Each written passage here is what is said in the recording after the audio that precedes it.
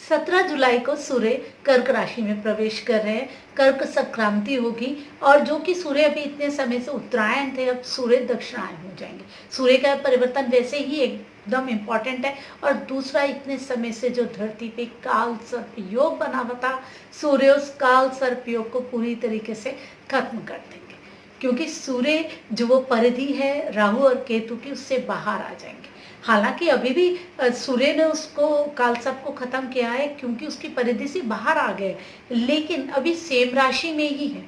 लेकिन जब वो राशि भी परिवर्तन कर लेंगे, मिथुन से निकल के कर्क में आ जाएंगे, तो उस काल सर्प योग को सूर्य पूरी तरीके से खत्म करेंगे। सूर्य पिता, शासन करने वाले शासक, राजा, जो भी देश का मुखिया, किसी भी चीज का प्रधान, वो सूर्य है। तो कहीं ना कहीं जो लीडर्स हैं, जो कि किसी भी चीज़ को रिप्रेजेंट करते हैं, वो उस चीज़ से बाहर निकल के अपने इंस्टीट्यूशन, जो भी उनका काम है, उससे रिलेटेड कई अच्छे डिसीजंस लेंगे और बाहर आएंगे प्रॉब्लम से अपनी। तो सूर्य का ये परिवर्तन बहुत ज़्यादा हम सबके लिए इम्पोर्टेंट है, क्योंकि काल सर्प योग कैसा योग होता है जिसमें कहीं ना कहीं हम बंध जाते हैं, और हमें जो लगता है कि चीज़ें हमें करनी है अपनी लाइफ में, अपने हिसाब से वो कर ही नहीं पाते। करना कुछ और चाहते हैं और होता कुछ भी नहीं है। ऐसा लगता है जैसे किसी ने बांध दिया, परिस्थितियां रुक सी जाती हैं। लेकिन अब सूर्य जब उस परिस्थिति को तोड़ेंगे, खुद राजा शासक स्वयं उस बात को तोड़ेंगे, तो लोगों को काफ़ी राहत मिलेगी। इसका मतलब सरकार की तरफ से कुछ पॉजिटिव रिस्पॉन्स, ये जो लॉकडाउन वगैरह खुला है या इन सब चीज़ों के लिए आने वाला है। और कहीं ना कहीं सरकार की भी कोई सहायता, कोई हेल्प, कोई गाइडलाइंस रहेंगी, जिसमें लोगों के लिए हेल्प रहेगी कि वो कैसे इस माहौल से, इस वातावरण से बाहर आके खुद की ग्रोथ कर सकें। इस तरीके की कोई सपोर्ट सरकार की तरफ से भी मिलने वाली है। कर्क राशि में सूर्य आ गए, वैसे ही अपने आप में दक्षिणायन हो गए, एक ये चीज़ अलग हो गई। और दूसरा, जब काल सर्प योग को तोड़ रहे हैं, तो अपने आप ही बहुत सारे चेंजेस आने वाले हैं और सरकार बहुत सारे डिसीजंस लेने वाली है, जो कि अभी तक वो ज़्यादा कोई डिसीजंस नहीं ले रही थी, रुकी हुई थी। हर चीज़ों के लिए रोका जा रहा था, मना किया जा रहा था, कोई डिसीजंस नहीं लिए जा रहे थे, और बहुत सारी चीज़ें अभी पेंडिंग थी। वो सारी चीज़ें अभी एग्जीक्यूट की जाएंगी, क्योंकि जब कर्क राशि में आने के बाद सूर्य उस काल सर्प को तोड़ते हुए बहुत सारी संभावनाओं को लेकर के आएंगे, बहुत सारी नई संभावनाओं को लेकर के आएंगे। अब हम बात करते हैं जो हमारी अभी नॉर्मल ग्रहों की स्थिति चल रही है। राशि में विराजमान है शुक्र, वृषभ राशि में अपनी ही राशि में विराजमान है। अपनी ही राशि में विराजमान होने से शुक्र काफी मजबूत स्थिति में, और चंद्रमा भी साथ में ही शुक्र के विराजमान है। बुध भी अपनी ही राशि में, मिथुन राशि में विराजमान है, लेकिन साथ में राहु जो है साथ में बैठे हैं, तो कहीं ना कहीं बुध को अपने इफेक्ट को पूरी तरीके से करने नहीं दे रहे। कर्क राशि में सूर्य है, धनु में गुरु वक्री होके और ज्यादा मजबूत हो रहे हैं, केतु के साथ विराजमान है। शनि अपनी ही राशि में वक्री होके विराजमान है, मकर राशि में, और मीन में मंगल है। ये गोचर अपने आप में ही कितनी ज्यादा ग्रहों की स्ट्रॉन्ग पोजीशंस को बता रहा है कि किस तरीके से गोचर जो है बहुत स्ट्रॉन्ग है, बहुत मजबूत है। जो भी चीज़ें होने वाली हैं वो बहुत स्ट्रॉन्ग तरीके से इम्प्लीमेंट होंगी। जब भी ग्रह अपनी राशि में होता है तो वो अपने आप ही बहुत मजबूत हो जाता है। जब हम देख रहे हैं कि यहाँ शुक्र भी अपनी राशि में है, बुध भी है और गुरु भी है, शनि भी है, तो बहुत सारी चीज़ें जो भी होंगी इस समय वो स्ट्रांगली होंगी। तभी जो ये कालसर्प का प्रभाव था बहुत ज़्यादा हम सब पे पड़ रहा था। हम सब कहीं ना कहीं बंध गए थे, और धीरे धीरे धीरे धीरे ये जो संभावनाएं थी बंधने की, वो धीरे धीरे बढ़ती गई। पहले लग रहा था कि नहीं, इन सब चीज़ों में नहीं फंसेंगे, और बचते रहे सब। उसके बाद एकदम से इफेक्ट दिखाया केतु ने, राहु ने, और सब लोग बिल्कुल बंद गए, रुक गए। जो जहाँ था वहीं रुक गया। और चीज़ें जो हैं वो संभालने के उसमें जुट गया। राहु केतु जब भी कोई प्रॉब्लम देते हैं ऐसी ही देते हैं जिनसे बाहर आना मुश्किल हो जाता है। तो इन चीज़ों से बाहर निकलने के लिए हम वही सोच रहे थे कि हम कैसे संभावनाएं बनेंगी। अब काल सर्प योग को कौन सा ग्रह तोड़ेगा, कौन सा इस चीज़ से बाहर आएगा, वो इम्पोर्टेंट था। तो 15 दिन तो चंद्रमा बाहर आ जाते थे राहु केतु की परिधि से, क्योंकि चंद्रमा बहुत तेज चलते हैं। 15 दिन वो बाहर आ जाते थे और 15 दिन फिर उसी की परिधि में आ जाते थे। जो मन है हमारा वो कहीं ना कहीं इन बंधनों के बावजूद भी उम्मीद जगाता, अब कहता है नहीं मैं कर लूँगा, मैं करूँगा, इस तरीके से कहते हैं। अब जब 15 दिन हमारे मन को शक्ति मिलती, फिर हम देखते हैं कि मन तो शक्ति ले रहा है लेकिन हम कुछ कर नहीं पा रहे, स्थिति वहीं की वहीं लग रही थी। लेकिन सूर्य जो राजा है, जो शासक है, उसने काल सर्प योग को तोड़ा। अब चीज़ें अपने आप में ही चेंज होने लगेंगी। कहीं हमें डिसीजंस मिलने वाले हैं, कहीं हमें सपोर्ट मिलने वाली है, तो हम जो काम करना चाह रहे थे उसे हम सही तरीके से करें।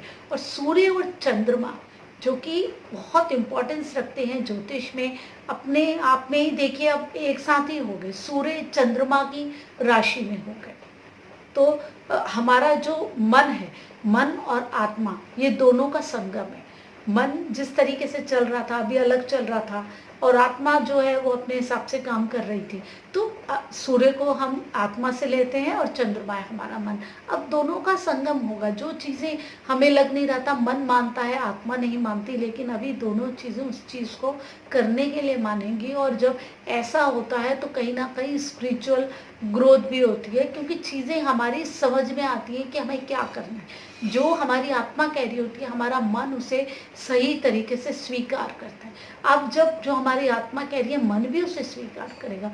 चंद्रमा मन है, लगेगा हाँ ये चीज़ें ठीक है, मैं इसे ठीक तरीके से करूं तो हमारे लिए बहुत सारी नए चेंजेस लेकर के आएंगे, पॉजिटिविटी आएगी, और जो एक बंधा हुआ महसूस करें उससे हम बाहर आएंगे, ग्रोथ होएगी, चीज़ें खुलेंगी और हमको एक नई आशा मिलेगी, पॉजिटिव मिलेगी। और भी बहुत सारे नए परिवर्तन हो रहे हैं। गुरु का भी नक्षत्र परिवर्तन है, मंगल का भी है, बहुत सारी नई चीज़ें हैं जो कि हमारे लिए होप ही लेकर के आ रही है। लेकिन प्रॉब्लम जो यहाँ दिख रही है ना, वो बुध की दिख रही है। बुध बुद्धि से जुड़ा है, शिक्षा से जुड़ा है। शिक्षा के मामले में अभी भी कोई ढील मुझे नहीं लग रहा है कि मिलने वाली है। कहीं ना कहीं ये इंस्टीट्यूट्स, जो शैक्षिक संस्थान है, वो भी बंद ही रहेंगे। जो शिक्षा है अभी दूर से ही होगी, राहु के ही इफेक्ट में है। जब तक नहीं बुध बाहर आ जाते हैं उससे, राहु के इफेक्ट से, तब तक तो वो चीज़ें नहीं खत्म होने वाली। और बुध बाहर भी आ जाएंगे तो बुध की जो राशि मिथुन राशि है वो पूरी तरीके से राहु से भी अभी इफेक्टिव है। जब 19 सितंबर को निकलेंगे राहु, राशि परिवर्तन करेंगे, उसके बाद ही कहीं जाके इंस्टीट्यूट्स को, जो शिक्षा की चीज़ें हैं, उनको कुछ रिलीफ मिलेगा कि वो खोलने वाली स्थिति में बन सकते हैं। लेकिन उससे पहले तो कोई संभावनाएं मुझे नहीं लग रही, क्योंकि बुध कहीं ना कहीं इसमें पीड़ित हो रहा है। ये जो परिवर्तन हुआ है इसमें, अब बुध और किन किन चीज़ों से जुड़ा हुआ है, ये जुड़ा हुआ है जो मीडिया के लोग होते हैं, जो लेखन कार्य करते हैं, जो कवि होते हैं, जो इस तरीके के लोग होते हैं, जो पढ़ाई लिखाई शैक्षिक चीज़ें इनसे जुड़े हुए, इनके लिए भी बहुत पॉजिटिव रिस्पॉन्स नहीं लग रहा है। इनके लिए भी बहुत ज़्यादा बढ़िया ये चेंज नहीं लेकर के आ रहा है। जैसे जो छापते हैं, छापने वाले भी इसमें हैं। जैसे न्यूज़पेपर की प्रिंटिंग होती है, वो आप देखिए अभी नहीं हो रही है, अभी भी मुझे नहीं लगता है कितनी जल्दी हो सकती है। और जो बुक्स बनती है, जो बच्चे पढ़ते हैं, वो प्रिंटिंग पूरी जुड़ी हुई है। बुक्स अभी बच्चे ऑनलाइन ही पढ़ रहे हैं तो बुक्स भी नहीं ले रहे हैं, वो प्रिंटिंग भी अभी इफ़ेक्टिव ही रहेगी। और न्यूज़पेपर है और बाकी हम बुक्स पढ़ते हैं, जो स्टोरी बुक्स, बाकी चीज़ें हम खरीदते रहते हैं।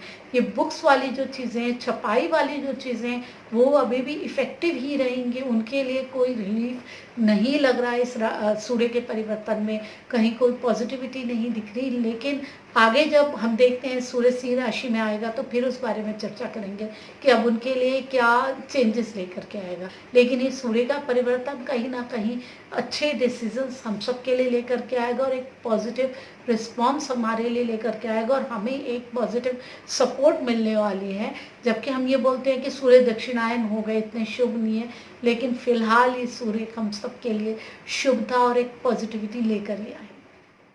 ऐसे ही ज्योतिष की जानकारी बहुत ही आसान शब्दों में आप लीजिए, मेरे चैनल से जुड़िए, सब्सक्राइब कीजिए, बेल आइकन ज़रूर दबाइए, वीडियो अच्छी लगती है लाइक कीजिए, कमेंट करिए और अपने बारे में ज्योतिष के एंगल से जानने की कोशिश कीजिए, क्योंकि ज्योतिष आपके बारे में जितना डिटेल में बता सकता है उतनी कोई भी चीज़ें हमारे बारे में, हमारे जीवन के बारे में डिटेल में नहीं बता सकती।